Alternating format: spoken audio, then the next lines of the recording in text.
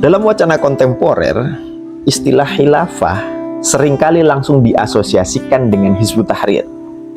Secara genealogi gerakan, hal ini memang tidak sepenuhnya keliru.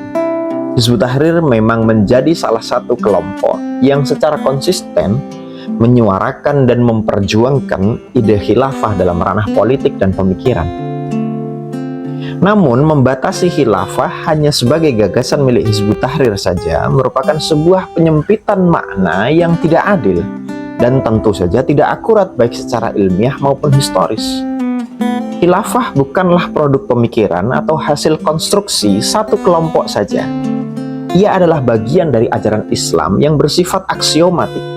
Sebuah kebenaran yang tidak memerlukan pembuktian ulang karena telah ditegaskan oleh nas, konsensus ulama sepanjang zaman, maupun sejarah yang tidak terbantahkan.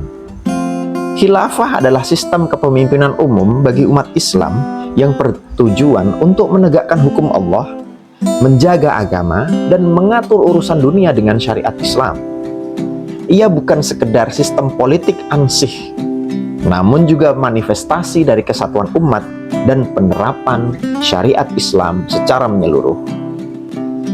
Dalam sejarah Islam, khilafah telah menjadi institusi yang mempersatukan umat, menjaga stabilitas, dan menjadi simbol keberlanjutan risalah dari Kanjeng Nabi Muhammad SAW. Kemudian dilanjutkan oleh Khulafaur Rasyidin hingga era Utsmani. Khilafah bukan hanya realitas politik, tetapi juga warisan spiritual dan peradaban. Maka, memperjuangkan khilafah bukanlah tindakan yang berakar pada pemikiran satu kelompok atau satu golongan saja, melainkan bentuk kejujuran intelektual dan keberpihakan terhadap ajaran Islam yang utuh. Pihak-pihak yang memilih untuk memperjuangkan khilafah sejatinya sedang menempuh jalan berpikir yang jernih, berani jujur terhadap suara hati, dan pengakuan atas fitrah manusia yang memang mendambakan keadilan, kesatuan, dan kepemimpinan yang lurus. Dalam konteks ini, memperjuangkan khilafah akhirnya bukan sekedar pilihan politik belaka, tapi bagian dari perjalanan hidup yang bermakna. Sebuah pengakuan terhadap kebenaran yang telah diwariskan oleh Kanjeng Nabi Muhammad SAW dan para sahabatnya.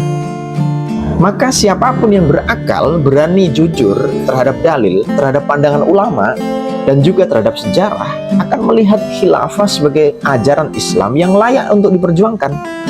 Hizbut Tahrir dan kelompok lain hanyalah penyemai dan penggerak dari ide yang merupakan milik kaum muslimin ini. Yang lebih penting tentu adalah pemahaman bahwa khilafah adalah ajaran Islam yang layak diperjuangkan oleh seluruh kaum muslimin, bukan hanya berbicara tentang siapa yang hari ini menyuarakannya.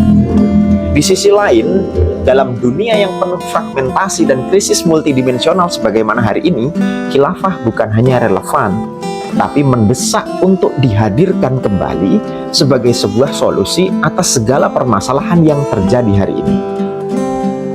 Demikian.